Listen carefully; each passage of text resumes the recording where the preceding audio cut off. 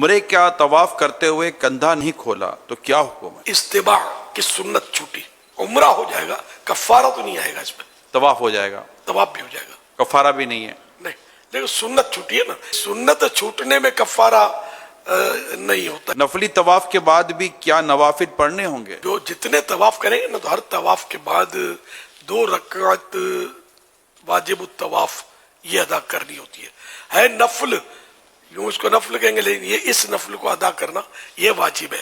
طواف کے بعد نوافل مقام ابراہیم پر پڑھنا ضروری ہے؟ خاص مقام ابراہیم کے قریب پڑھنا یہ افضل ہے، مگر یہ کہ اگر جگہ نہیں ہے یا لوگوں کو تکلیف ہوتی ہے، جب رش ہوتا ہے تو وہاں نہ پڑھی جائے کہ لوگوں کو تکلیف ہوگی، نہ نماز میں خشوع آئے گا، لوگ یوں گھیرا بنا کر یہ نفل پڑھاتے ہیں طواف کے اپنے اپنے ساتھیوں کو، عورتوں کو، مردوں کو، یہ غلط کر رہے ہوتے ہیں، شاید ان کو غلط فہمی ہوتی ہوگی کہ یہیں پڑھنا ہوتا ہے، ایسا نہ کہنا چاہیے، طواف کرنے والوں کو اس سے تکلیف ہوتی ہے، گرا پڑی بھی ہوتی ہے، بھی آپ نے مناظر دیکھے ہوں گے، میں نے پھر بھی وہ جو دھکے مار کے کونیاں مار کے پڑھنی وہی ہے، نماز پڑھنے والا بھی گرتے پھر اٹھ کے دوبارہ پڑھتا ہے، بیچاروں کو غلط فہمیاں ہوتی ہے، ایسا نہیں، پورے حرم میں جہاں بھی پڑھے بالآخر، یعنی کہ ہے نا پورے حرم میں، آخر کار تو پورے حرم میں بھی یہ پڑھے گا تو صحیح ہے، پوری بہتر ہے مسجد الحرام میں پڑھ لے، نہ حرم ورنہ تو بہت وسیع ہے۔ بعض لوگ سمجھتے ہیں کہ نفلی طواف میں ایک چکر لگانے سے طواف ہو جائے گا، کیا یہ درست ہے؟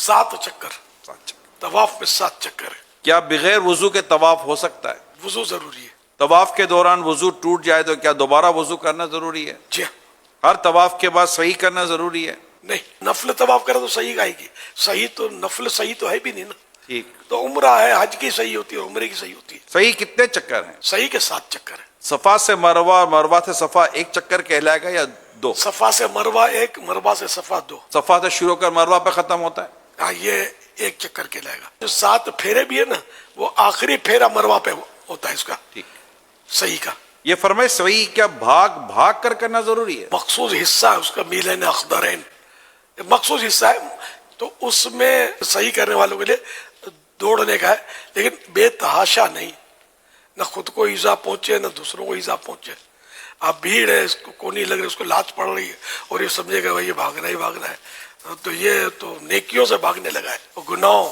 کی طرف بھاگنے لگا ہے، جبکہ مسلمانوں کو ایذا دے رہا ہے، مسلمانوں کو ایذا سے بچانا یہ بہت اہم ہے، تو اس لیے جہاں جہاں ممکن ہے بھاگے، اب جو یا اپنے اندر ہی طاقت نہیں ہے، صحیح، نہیں بھاگ سکتا تو کیا کرے، تو نہ بھاگے، یہ تو نہیں گرے چوٹے کھائے پچاڑے کھائے اور بھاگے، صرف مرد بھاگیں یا مرد اور عورت دونوں؟ مرد، عورتوں کی نہیں ہے بھاگنے کی ترکیب۔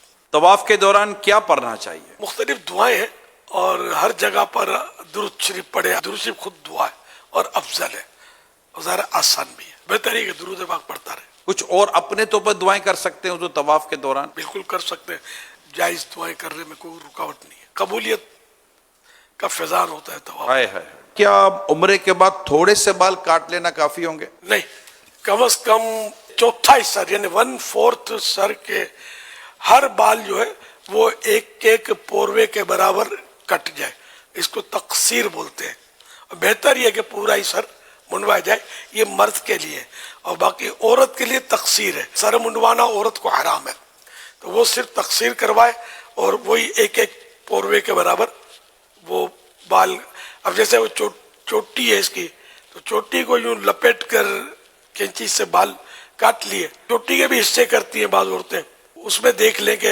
کم از کم چوتھائی سر کے بال ایک پوروے کے برابر کٹے یا نہیں کٹے، زیادہ کٹے تو حرج نہیں ہے، کم کٹے تو پھر وہ واجب ادا نہیں ہوگا۔ اب یہ کہ یہ 1/4 کیا مطلب ایک طرف سے پورا کر لے یا مطلب کہ یہ ہر طرف سے اس کا اندازہ کر لے کہ یہ 1/4 ہو گیا ہوگا؟ مطلب 1/4 کرنا ہے، ایک طرف کا نہیں لکھا، تو اس طرح تھوڑے ادھر سے لیے، تھوڑے ادھر سے، تھوڑے ادھر سے، اور جب 1/4 یا اس سے زیادہ ہو گیا تو کافی ہے۔ ٹھیک، بھائی اس میں رسک ہوتا ہے، بال چھوٹے بڑے ہوتے ہیں، تو ایک پوروے سے زیادہ لینا مناسب ہے تاکہ جو چھوٹا ہے وہ بھی ایک پورے کا تو ہو جائے۔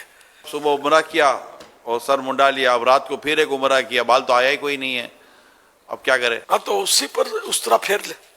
یہ ارشاد فرمائیے کہ کیا اپنے بال خود کاٹ سکتے ہیں؟ یعنی کہ ایک شخص عمرے سے فارغ ہوا ہے، صحیح سے فارغ ہو گیا، تو اب اس کا بال کاٹنے کا ایک وقت ہے، تو کیا یہ اپنے ہاتھوں سے اپنے بال کاٹ سکتا ہے؟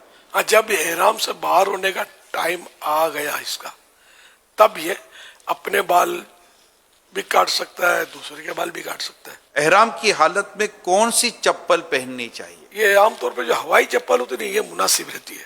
دو پٹی یعنی والی. کوئی بھی ایسی چپل ہو دو پٹی والی صحیح, کہ جو قدم کا ابھار جو ہے نا اس کو نہ چھپائے. تو اس لیے وہ ہوائی چپل ہمارے یہاں ملتی ہے نا, یہ ابھار کو نہیں چھپاتی.